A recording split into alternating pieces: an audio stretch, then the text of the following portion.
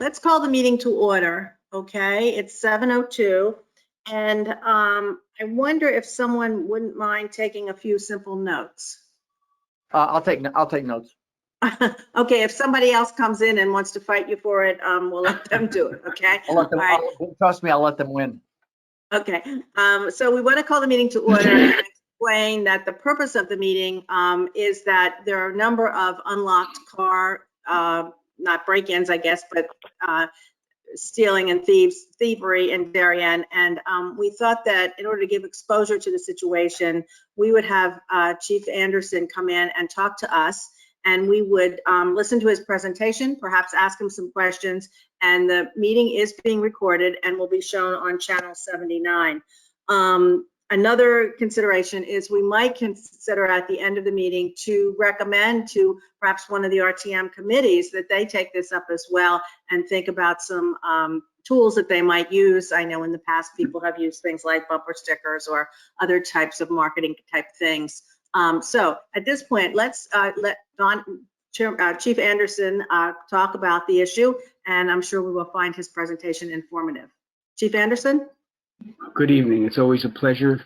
Zoom is and GoToMeeting is magical technology. I think the only drawback is I look at my square and I say, who is that old guy looking back at me? So there's the downside to GoToMeeting and Zoom, but it does make meeting with our residents much easier, although the coffee's not nearly as good and the conversation is sometimes not as good either. But it's always my pleasure to meet with our residents here to talk about any topic involving public safety. You know, as far as the unlocked car burglaries go, I always have to stress that all of these cars, I think except for one over the last 8 or 9 months, which is probably can be attributed to someone other than these loose-knit groups that are doing this, have been unlocked. Clearly, when we see people's Ring videos who lock their cars, they submit the videos to us, and these folks come into their yard, they try their doors, the doors are locked, and they move on. They're not making any attempt to break into any cars in any driveways. The downside of it, the cars that are being left unlocked with the fobs in them, they're showing up in New Britain, they're showing up in Waterbury, they're showing up in Hartford, they're showing up in New Haven, they're showing up in Trenton, New Jersey, they're showing up in Newark. Some of them have bullet holes in them. Some of them have other evidence that, you know, gun play was involved in these cars. So these are not the folks, and I have been very, very clear on this for over a year and a half now. We need to do everything as a town to have these folks not come to our town and not be taking our unlocked cars. Unfortunately, we've had several cases where cars were stolen from the same driveway, the exact same car, more than once. And both times the key fobs were left in the car. Very problematic. These are not cases, for the most part, where the fob is too close to the car and the car starts and they drive off with the car, although that's happened. These are the key fobs and valuables are left in the cars themselves. 15 or 20 years ago, we had decals on our police cars that said, lock your car every time, everywhere. And that was at least 15 years ago. I found a picture from Chicago Police Department in 1959 that they had some similar emblazoned on their vehicles, because this has been as long as there's been automobiles, there have been people looking to take automobiles. But in this case, most of these cars are being recovered. They're not being stripped. They're not being, hot wired. They're being driven for transportation. They may be used for criminal activity, but then they're dumped on some city street where we end up recovering them. We just made a juvenile arrest this week of a 17-year-old. That case was made on a fingerprint on the rear view mirror. So our investigators and our patrol officers are out there diligently trying to apprehend these kids, and they are kids for the most part. They are juveniles. And again, the downside of our juvenile justice system right now in Connecticut is a whole different topic and conversation to have. There's not a lot of teeth in it for people who are committing property crimes, and that's what this is. Right? This is a property crime only. There's no threat to personal safety, and I would say that's not always the case, because at some point a homeowner is going to confront these kids and there's going to be some type of issue. But it's seen under the law as a property crime. And the statutes in the state of Connecticut are very clear. The police officers, I've been here a long time, I'm in year 38, and there was a time when you did not reasonably escape the long arm of the law. We would chase over hill and dale through multiple municipalities, car chases 20, 30, 40 miles long until the car crashed or the people gave up and we caught them.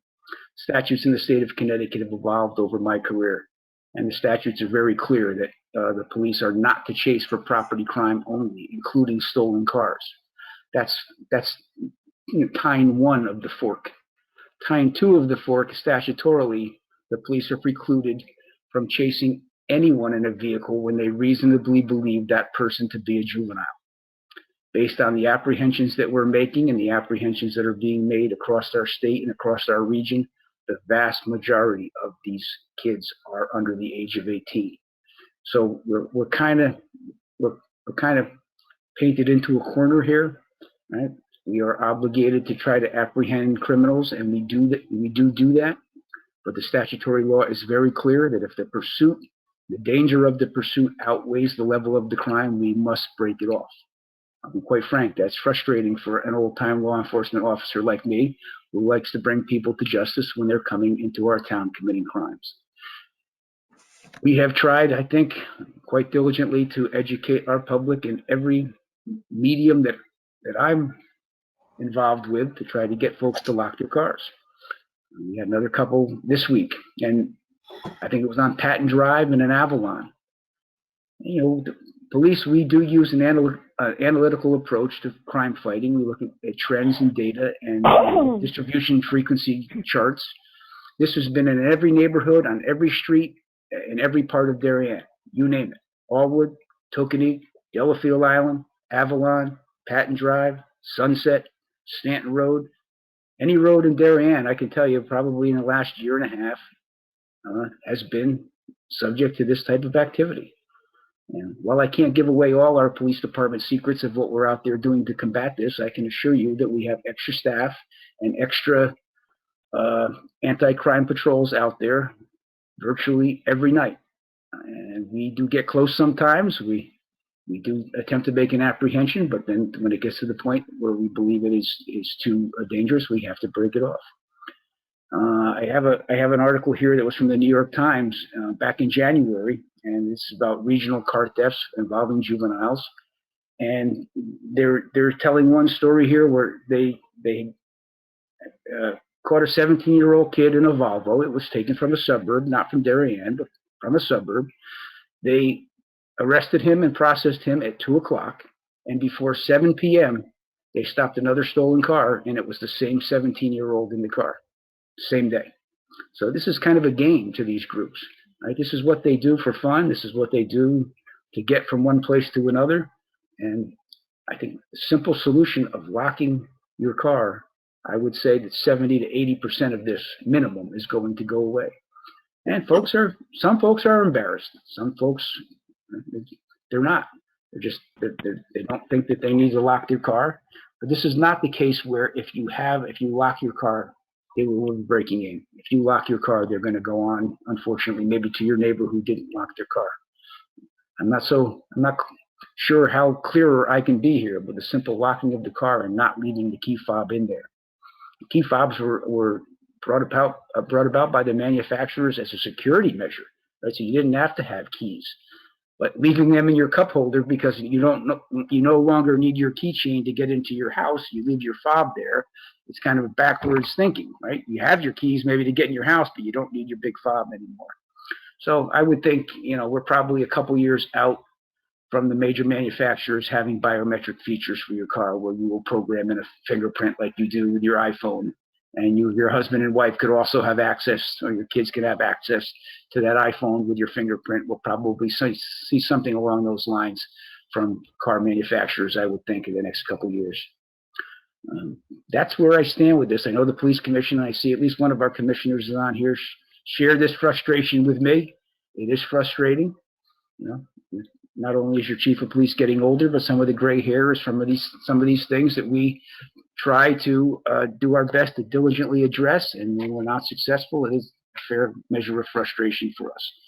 But again, I'll tell you that we are doing everything that we can. We do make apprehensions sometimes after the fact through investigation. And in the criminal court system right now, there's just not a lot of traction for personal responsibility and consequences for activity of this type when it is seen as a property crime and a property crime only. With that, I will take any and all questions on this topic or any topic that touches on public safety. I never get tired of talking about what we do and why we do it. I have a quick question. For the last 3 years, what has the volume of car thefts in town been? What's the time frame? Just say the last 3 years, kind of want to see what the trending is. Yeah, the last 3 years, I bet you we've had over 300, where before this pandemic of car thefts started, we might have, and that's car entries and stolen cars combined. We kind of look at them the same way, but car thefts across our region are up almost 20%, and most of them are unlocked. But I'd say we probably had, car burglaries, we probably had on average 100 or maybe 150 a year, where prior to this, we would see car break-ins, forcible break-ins at maybe 30 or 40 a year. So it's up quite substantially. And there are different groups that do this. There's a group called the Felony Lane Gang. They operate on the entire eastern seaboard from Florida to Maine. Their full-time occupation is to do car burglaries. They do breaking and entering. They're the ones, if you see a computer or something stolen from the YMCA, it's more of the activity of a group like that. It's not the kids that are in our region taking cars for transportation. You want to call it joyriding and then dumping them, when they get back to the city where they came. Up substantially, way too much for my liking. I'll be very candid on that. Other questions for Chief Anderson? Mike? Go ahead. Okay. It's Liz Bacon. I have a question. Has any thought been given to, you know how when you're constantly setting off your burglar alarm and there's a fee involved as a penalty, has there been given any thought to, preventable crimes like this, which are simply a keystroke away for the homeowner to keep from happening, any kind of penalty being assessed on I don't know, this is grasping at straws, but on people who don't take the necessary precaution? That's my one question. My second just comment is I'm very surprised to hear that these people move on. Logic tells me that if they can't get in the car, they might want to get in the house. I don't know why, but it just doesn't make sense to me that the crime can't escalate. Well, it certainly could, and that's a grave concern of mine. And if you read my letter that I sent out, it was published in all our social media platforms and in the local press, that my apprehension is that yes, this crime could escalate when a homeowner comes out, and we know for certain that some of these people are armed, from people that are arrested later, or from the evidence that we find in the car when it's processed, including bullet holes on the outside. But we have no reason. We have not seen anyone, except I think save one, where they went into the garage. I think they had the keys and actually went into the garage. They're not looking to enter houses and do that. They're just not that sophisticated for the most part. They're looking for an easy score for your iPhone, for your fob to drive your car away, from loose cash, from your sunglasses, perhaps your Easy Pass. They're looking for things like that. And we see a lot of Ring video. And they're clearly very quietly trying the car door handles, and when it's locked, they are immediately moving on to the next house in the neighborhood. They get dropped off. They're very stealthy. They're not making any noise. And the times when we do get close, sometimes we're successful in apprehending, sometimes we're not. I had one resident, obviously a well-meaning resident, sent me an email on suspicious activity in his neighborhood at 2:40 in the morning. He saw the people there in the neighborhood doing car burglaries. Apparently, he even went outside and wrote down the license plate of a suspicious car that was parked near his house.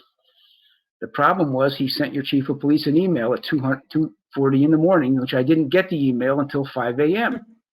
If he simply called the police and said, I have suspicious activity in my neighborhood, without, we found out later that the license plate that he provided to me in an email was a stolen car. That stolen car was later dumped in Darien, in a different part of Darien, and they took a different car instead. So we may not have caught them the first time, but we certainly would have thwarted the second stolen car from a different part of town. So do not hesitate if you have suspicious activity in your neighborhood any hour of the day or night to call us, especially in the hours of darkness.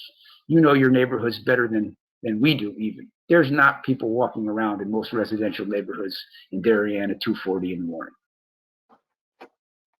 What about the other question I think that Liz Bacon asked, something about, if I'm interpreting it correctly, what about a fine for not locking your car? I mean, like there's a fine for having a burglar alarm go off if, there's no burglar alarm, no burglar. Might there be a fine if you don't lock your car? I don't know how much traction that would get as a town ordinance or a town rule. I'm thinking it probably wouldn't. I don't even know of the legality of doing that. I think really to get some traction on this type of activity is that the insurance companies at some point are going to have to put a rider on your insurance policy that says you assume some of the liability if your car is entered or stolen if the car was unlocked, right? Sometimes people tell us that the car was locked. Well, there's no evidence that the car was broken into. I'm just not so sure that, we're not trying to, shame victims in this case, right? I do think that some of it is just the belief that it's not going to probably happen in your driveway. We like to think our driveways and our homes are our fortresses and our castles, and that we're going to be safe and secure here. Right now, with this that's going on, it's been going on for quite some time. Clearly, I would think a reasonable person would want to lock their car for no other reason. So I wouldn't want to be the one that had to call the police and say, "Yep, I know, I heard you say it, Chief, but I didn't do it." And it's problematic. I mean, even here, I live in Trumbull, and once or twice I have a police car that I take home. A couple times I've woken up at 2 or 3 in the morning, and I'm not 100% convinced. I know I locked my cars, but I'm not 110% convinced, and I get up and put my sweatpants on, and I go out and check my cars to make sure they're locked, because I don't want to be that guy. That would cause me a high level of embarrassment. So at the end of the day here, as far as protecting people and property, right? This is a shared responsibility between property owners and the police. Most of these, the residents are not hearing anything, and they're trying to enter cars 20, 30, 40 feet away from where the resident has their head laid in the middle of the night. So they're not making any noise. They're very stealthy. So if we're not getting them coming in the car or going out in the car, it's very difficult. We don't have one area of town that we can target. We don't have one night of the week we can target. We don't have any particular time of the month to target. And the problem is that this is happening every night. Now, it may not be happening in Darien every night, but this is happening in Fairfield County every night. So it's a hit or miss of when they come to Darien. I'm not even so sure that some of these kids know what town they're in when they get here. They don't know if they're in New Canaan or Darien or Stanford, or they're just out riding around, and they're jumping out of cars, and one person circles, or they wait until they can get a car to take, and off they go, and they're out of town. If they find an open car or an unlocked car with the keys in it, they may be in and out of town in 2 minutes. It's not like they're driving around town giving us a lot of opportunity to catch them. Now, if more cars were locked, they would have to spend more time here to find an open car. That might give us a little bit of a better fighting chance to track them down. Can I ask, is this, Go ahead. yeah, can I just ask if this is one of the first times you've talked to a group like us to give us this kind of background? Because I find that, it's one thing to say, lock your cars, and everyone kind of, I'm just thinking in terms of a plan. And, I know that Clara talked about, bumper stickers or something like that. But at the end of the day, what you're telling us is much more compelling, because it's sort of anecdotal evidence that really sort of brings it home a bit more, that these are not just joyride one-off type of situations, but there's an organized syndicate that's going after vehicles. We are a town that's full of expensive cars. Therefore, if I were in a syndicate looking to make a business out of this, I would be going after Darien, New Canaan, and Greenwich. And they do. And they're not, it's not like the cars are taken to chop shops or put in transport containers, although we do have some of that too. Some of the stolen cars that we get are clearly steel to order.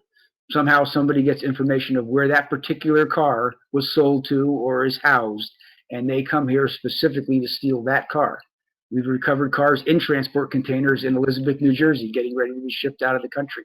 So there is that part of it. But the lion's share of these car entries in these unlocked cars, it is the loose-knit group of young people from Westchester County, New Haven County, and Fairfield County, some cities in Fairfield County.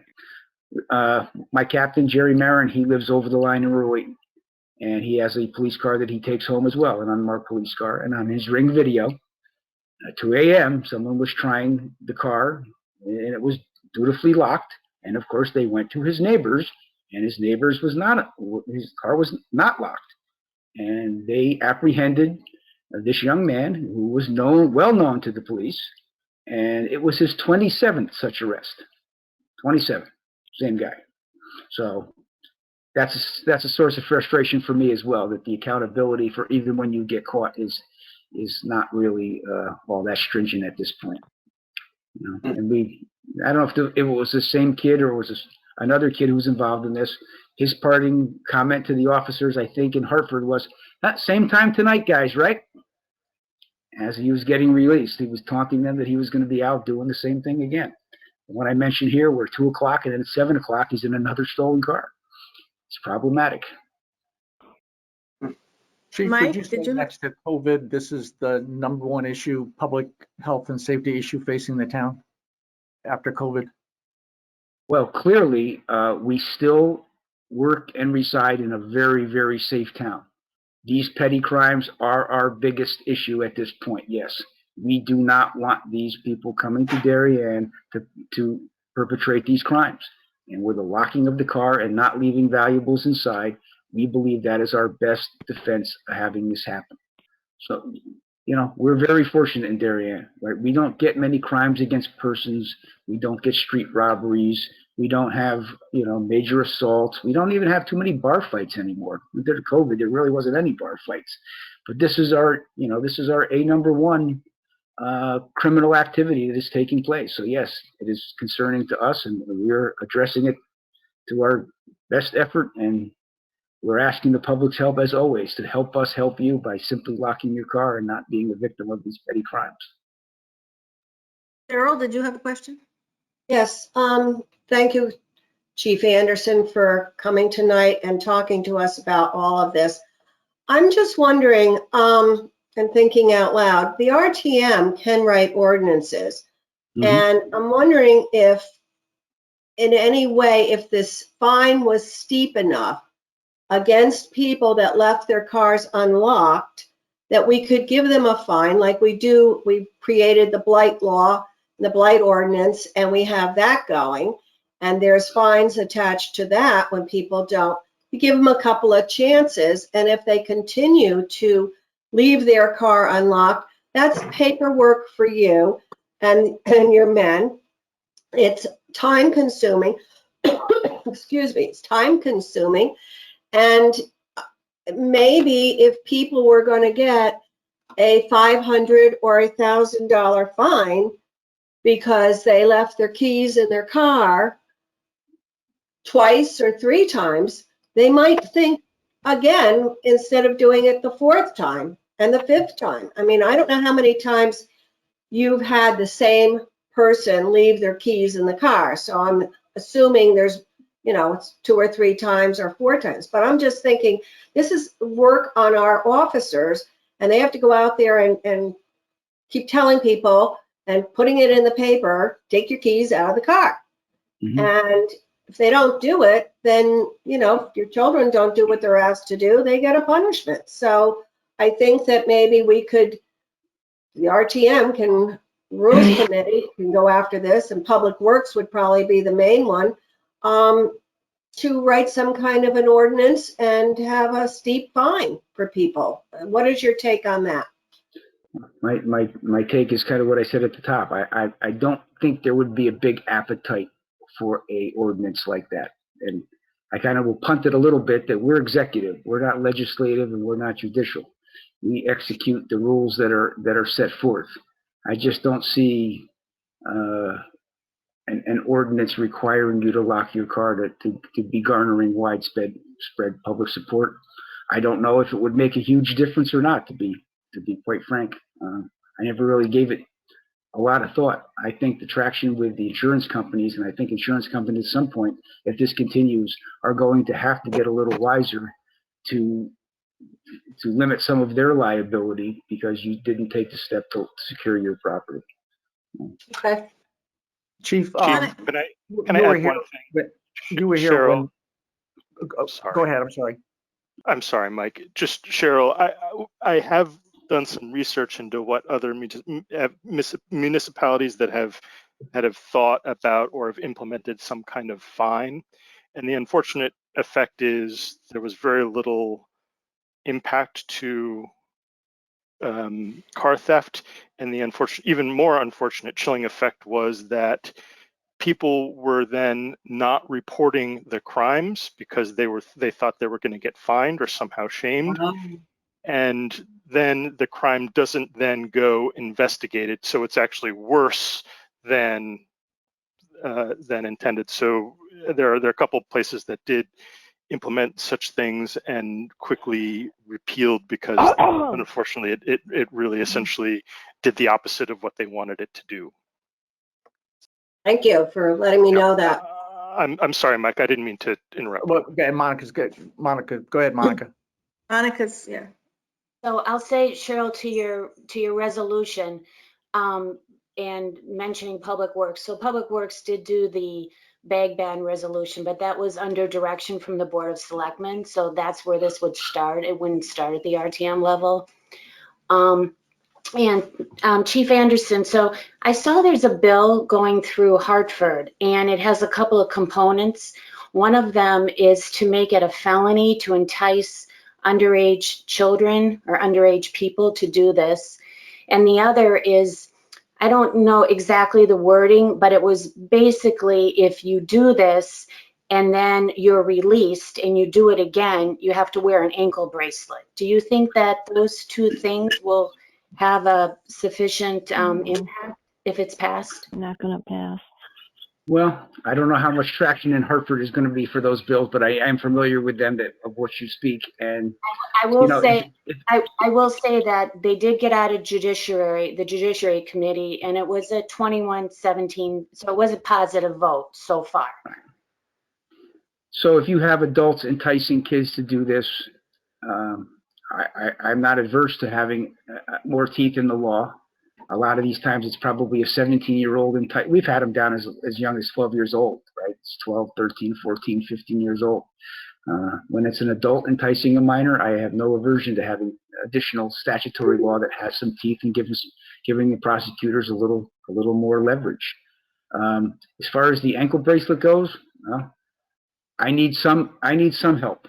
If that's what does it, I'll be a proponent of that as well. And I think the verbiage might have been after the third such case that a GPS ankle bracelet would have to go on, because now there's a significant expense for monitoring that as well. So I'm waiting just like you are to see if that statute or any similar statutes pass, because it does need to swing back a little bit so there's some accountability for some of these kids. Yes, they are now technically juveniles when the state statute was changed 10 or 12 years ago.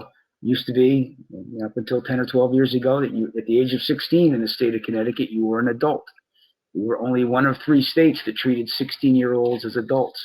New York and North Carolina were the only 2. I believe all 50 states now are in lockstep saying that 16-year-olds are not adults. So it's a little bit different for us. We used to deal with the 17-year-old like we dealt with a 42-year-old. Right? You didn't have to have a parent come down. You didn't have to make any notifications. You basically notified the parent when you were done with processing and you were ready to release that person. Now with a 17-year-old, I've quite frankly dealt with 17-year-olds that have, a girlfriend and 2 kids, and they're not always the typical 17-year-old that you would think you would be dealing with. So it is, the state statutes in Connecticut have changed with dealing with juveniles, and largely a lot of it is based on scientific evidence, as you probably all heard, with the, your brain function and how long it takes before you really can think clearly, and most 17-year-olds apparently cannot. So we deal with the hand of cards that we have, and we do a pretty good job of it overall, I think. But on these, I would love to put this, like COVID, I'd like to put these car entries behind me. Talk about more positive type things. You certainly brought enormous public awareness to this, but it seems like it's a lot of people, they're not getting the message frequently enough. Back, in a somewhat analogous situation with seatbelts, there was a strong campaign community for Click for Cali. Would some kind of there are a lot of marketing people in the town of Darien. Would some kind of a marketing campaign around the issue? You said some time ago you put decals on police cars, but what if there were bumper stickers on cars and public service announcements on TV 79 and News 12? And what did the Click for Cali have an effect in increasing people who use their seatbelt? And from an analogous, would it just get the message to people more often to remember? I don't know if a bumper sticker like with the Click for Cali had a metric that we could really measure. Now, most people in Darien knew that story, and we're very heartened over the last 20 years. Seatbelt use is through the roof, which it makes that part of our job much easier when we go to accidents where we're not putting people in ambulances nearly as much as we used to. And hope you can hear me because I'm frozen on my screen. So yeah, we can hear you fine. We can hear you. It's okay. We can hear you. You're moving, but I'm not right now. So yeah, but we can hear you. A PSA announcement on Channel 79. That is something that is coming. I don't know if it will be me, as I might get somebody else to assist me with it. Jim Cameron is always an excellent resource for us. He is quite willing to do something like that with us, and we can run it as bumpers in between stories or sessions on Channel 79. I've seen some that are humorous. I've seen some that make you laugh, and so if anybody has any ideas or expertise in that area, I'm all ears. At this point, I'll do just about anything. I'll put on an A machine and stand on the end of the corner and light myself on fire if I have to get the rules out here.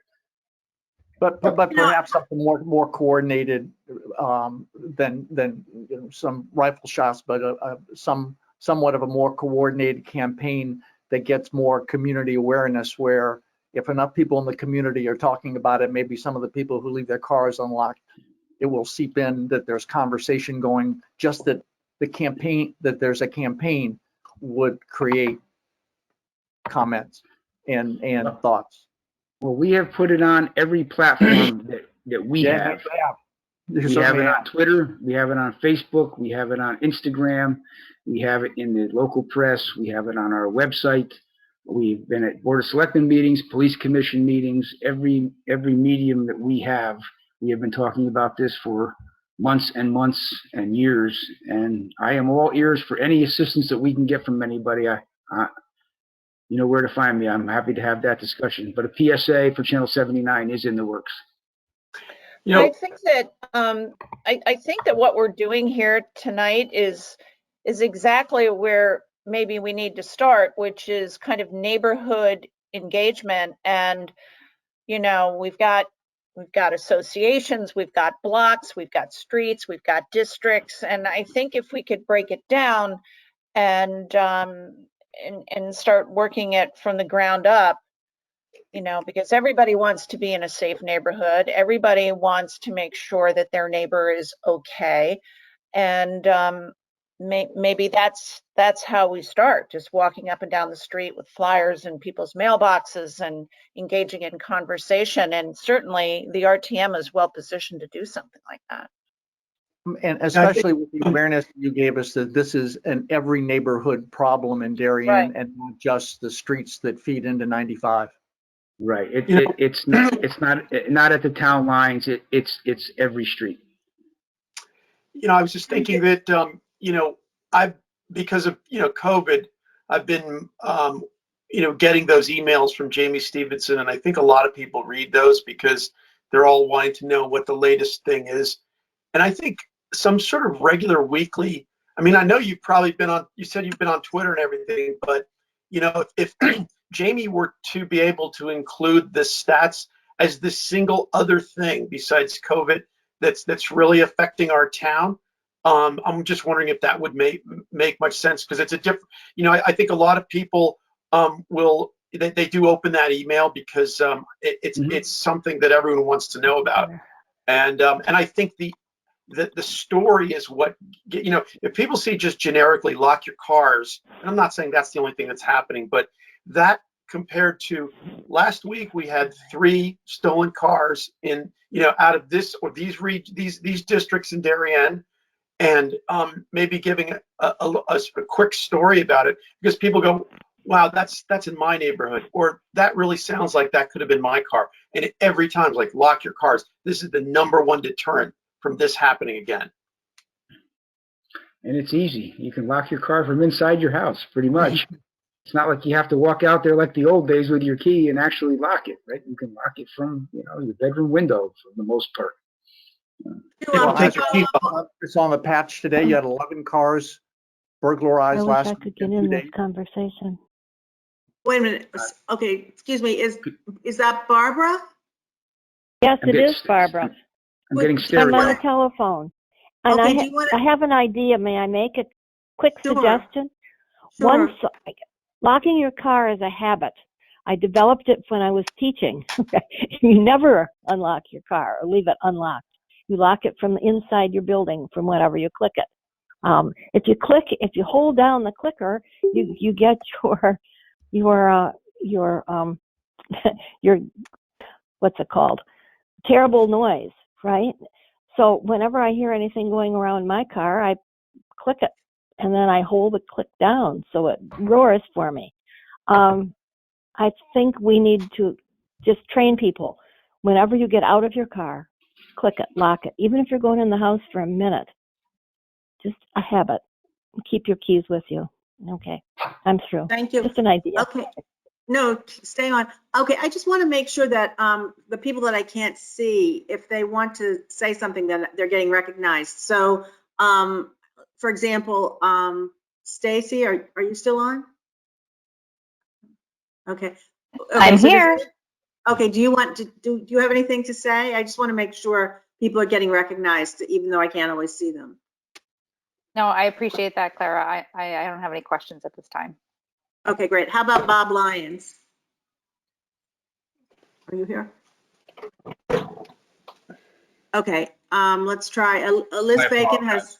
I don't have any questions. Sorry about that. Thanks, Clara. I just wanted to make sure. Okay, how about William Cusack? No questions. Thank you. Okay, Cheryl has talked. Monica, okay, does anybody have any more questions or comments?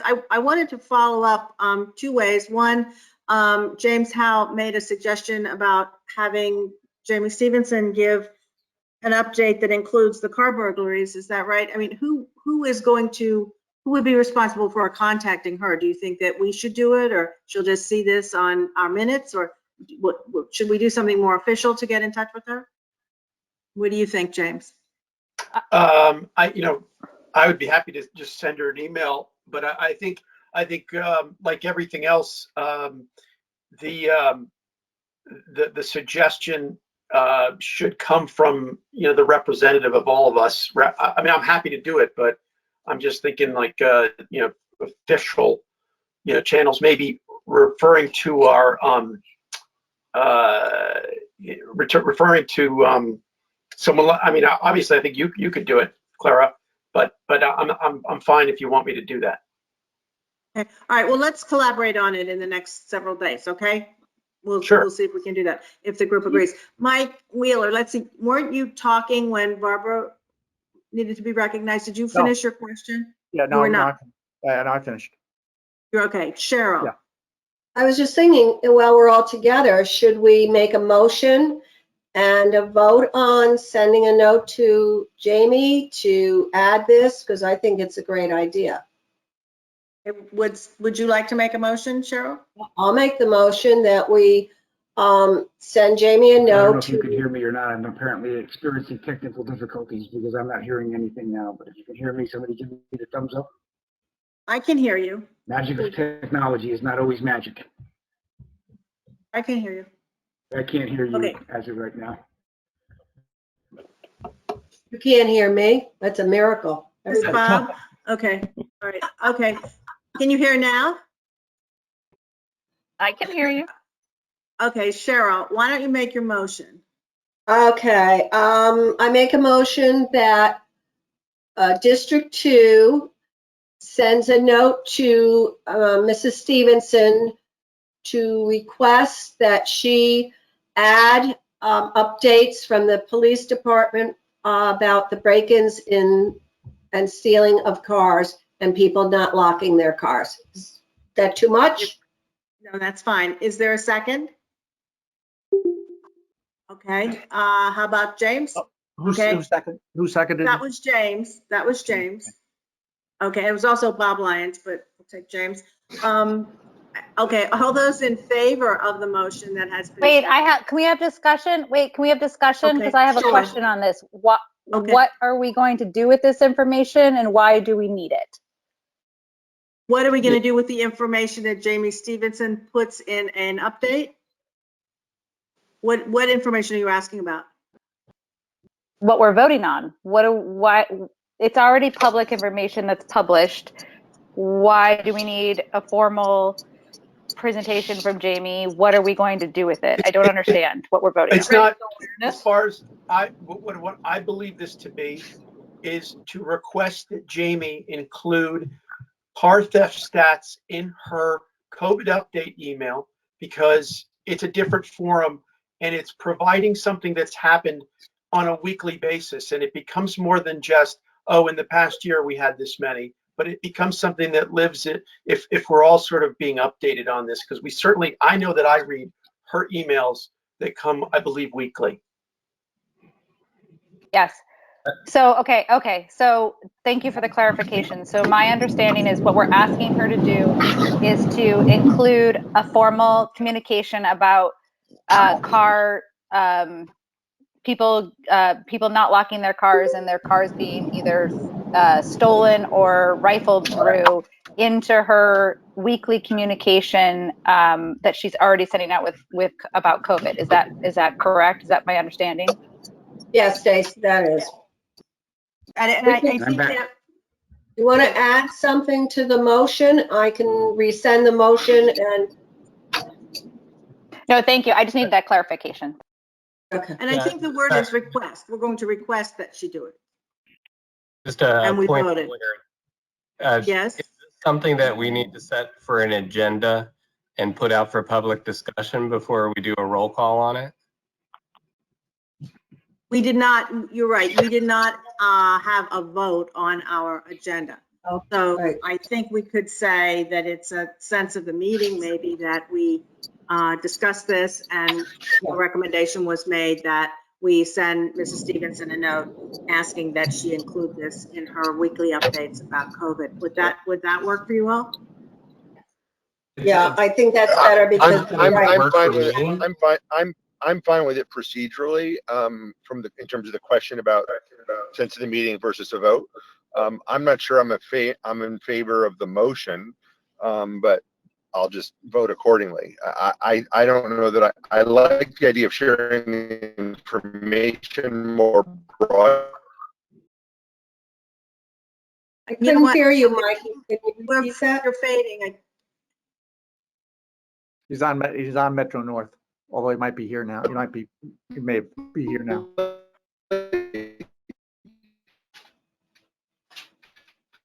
I just don't know if I like confusing it in the COVID memo from. Michael, you might want to disconnect and call back in. I hear him. I get the sense that, and I understand that hesitation of including in the COVID memo. I just use that as it's a platform that everybody pretty much reads because they want to know the latest, and maybe there's a different way to do that. But I'm not trying to create Just more a emails personal we all get in our email box, but I think it could be very effective. And what we're trying to do here is protect people, because when people steal cars, even though they tend to just be stealing the car, not hurting anyone, it is I'm a sorry. problem that leads to the next thing. Okay, are you back, Michael? Are you back? No. Okay. Okay. I wonder if under the circumstances, I believe what Michael said was he had a concern about including the information about the car theft with the COVID updates. So is that what you said? Do other folks think that that's what he said? Yes. Yeah. Was that the objection? I'm hitting the dead spot where there's no cell Okay. So here's a suggestion, coverage. Cheryl. What if you were to withdraw your motion and we were to proceed by suggesting that it be a sense of the meeting? So no formal vote, just a sense of the meeting, and that we. I apologize. Are you okay now? Can you hear us now? All right. What would you think of having Cheryl withdraw the motion and we redo it in a sense of the meeting? I don't have a problem with that. I'll withdraw the motion. Okay, and the person who seconded, would you be willing to withdraw? Yes. Okay, all right, so let's start over. Let's suggest that we send, as a sense of the meeting, send Mrs. Stevenson an email suggesting that she consider having updates about car burglaries like we just talked about, but not necessarily in the same email as the COVID information. Would that work? In her weekly message, she can include car burglaries in her weekly message. If her COVID, if she stopped giving COVID updates in 2 months, if 11 cars were stolen last week in 2 days, that's worth its own Thursday night announcement that car thefts are continuing. 11 cars were stolen in the last 11 cars were burglarized in the last 2 days in these neighborhoods. Please lock your car. Okay, so it's not going to be part of a COVID message. It's going to be a message separate unto itself, and maybe similar to give more publicity, give car burglary statistics more publicity in her communication with residents. Okay. I think I like that, Mike. Thank you. I would agree All right, with let's do that. Great. Okay. Anybody disagree?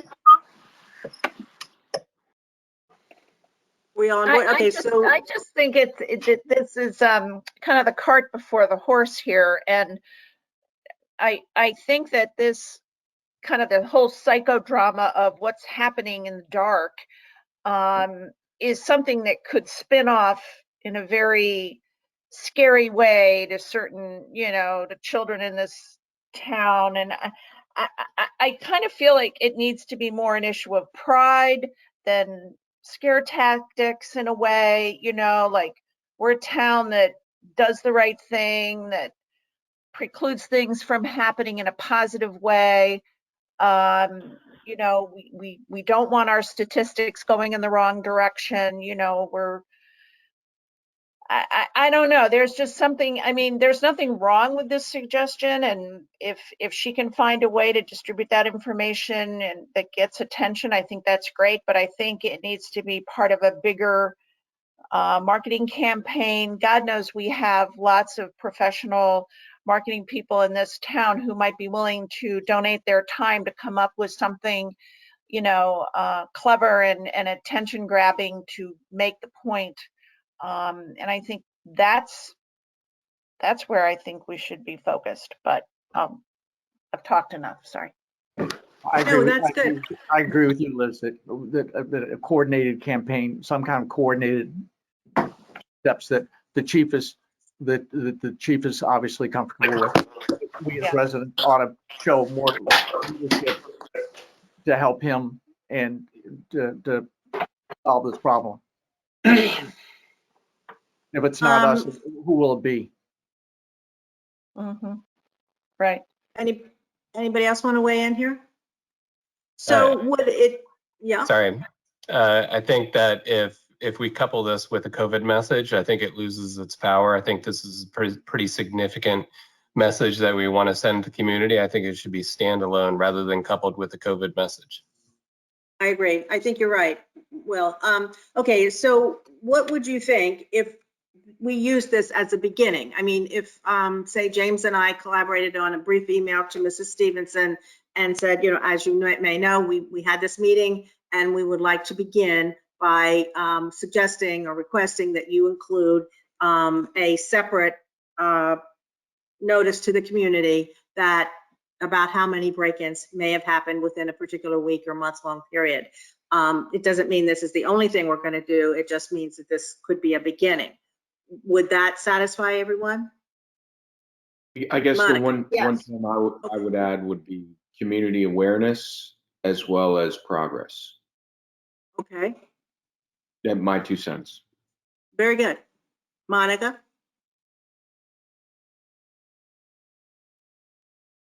You're muted, Monica. Are you muted, Monica? I think you might be muted. Yeah, you're okay now. That's the first time today. I'm thinking about what Liz said and about the cart before the horse and all that. And I'm thinking about what we started with, which is we're one district. So what if instead of going to Jamie right now, what if we tried to go to the other districts and say, hey, this is what we did, and do you want to participate in some way, and have a little bit more of the group behind us, and then get maybe some suggestions from other districts as to how to. So Monica, would it make sense to take it to Rules Committee then?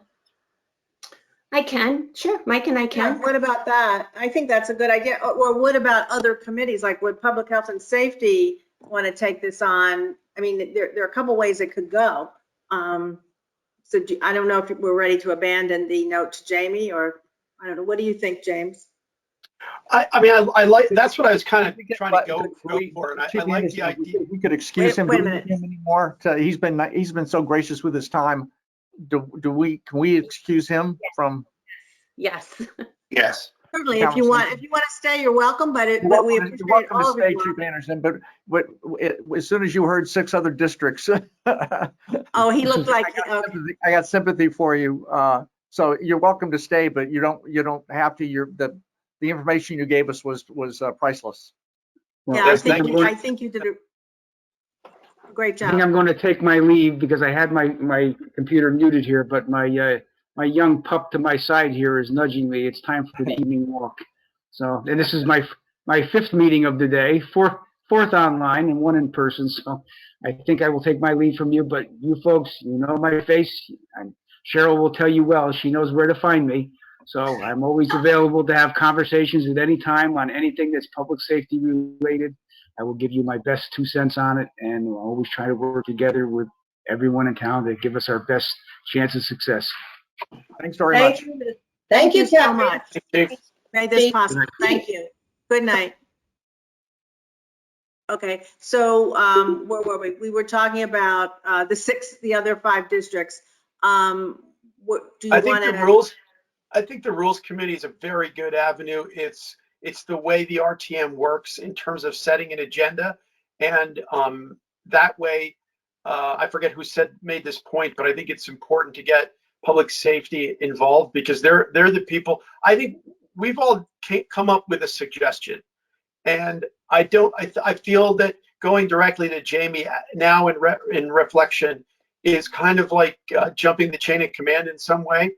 And it will have much more of an effect if somehow we get the whole RTM, whether it's a committee as well as other districts, to sort of sign on to this, because what we're trying to do is develop a groundswell that is somewhere between what we kind of already said no to, which is like trying to come up with an ordinance that's going to fine people, because I think that's a little bit too aggressive.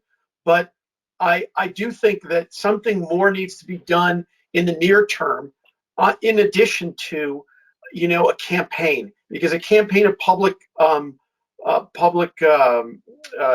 announcement is nice, but I think something like this, where it's, well, the point I was making is things start to hit home a little more if you get a story behind it, a specific story that might be happening every week. I hate to say it, but it sounds like there must be one car stolen, sort of weekly on average.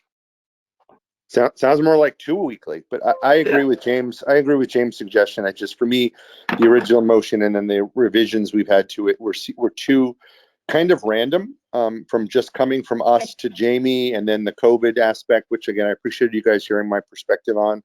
But I think that getting something to rules and then getting the appropriate RTM committees involved will have far more structure and meat going to Jamie than a note from us. Well said. Okay, Cheryl, did you have something? Yeah, I'm thinking also, we may have been jumping the gun. I'm wondering if before we go to the Rules Committee, Clara, you talk to the other chairs of each district, see if they're willing to discuss what we've discussed and what Chief Anderson said, and see if they're willing to have meetings like this, a district meeting, and then get together with all the chairs and then figure out, okay, then the 6 chairs of each district can come together and maybe then go to the Rules Committee with some substance. Right now, we're kind of all over the place, and we don't know where the rest of the RTM really stands right about now. So maybe if we take that step first before we go to the Rules Committee, then once we have backup and everybody on the same page, then go to the Rules Committee and then have the Rules Committee take it from there. What do you think? What does everyone think? What I don't want to have, I totally agree with Cheryl. What I don't want to have happen is the substance of what we've just sort of worked out in sort of 30 minutes, which I think is really well defined to a certain extent. Whether what we talked about a specific thing here, I don't want to get that diluted by, a lot of different groups kind of getting involved, and then we sort of have something different than what we had planned to do right here, or what we'd come up with. Because I think what we've all as a group come up with is really interesting and a good sort of near-term effective not solution, but thought for direct conversation with the community. I would agree with that, and I also would add that we want to make sure our progress isn't slowed by what's being suggested. Okay. Can you hear me? My thing went off. I don't know if you want to have a conversation with Patrick. Okay.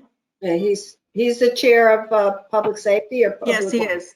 But some of the ideas of coordinating all the associations, of creating some kind of groundswell of community support for the police to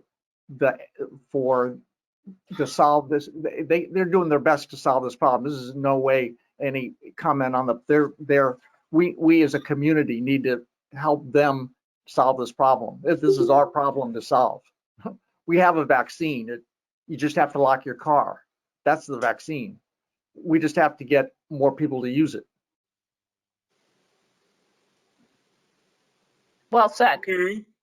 I think that's the beginning of the campaign, and I could see that in a bumper sticker. Yeah. Okay. All right. So what should we do next? Are we? I should get in touch with either Mac Patrick or the other committee chairs, district chairs.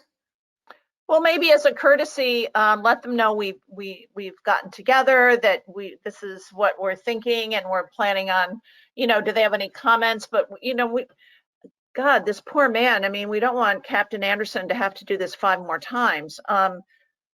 That's And I- true. That's true. And I do want to move along quickly, and I think this is what the Rules Committee, part of their function is to assess these kinds of ideas that come up.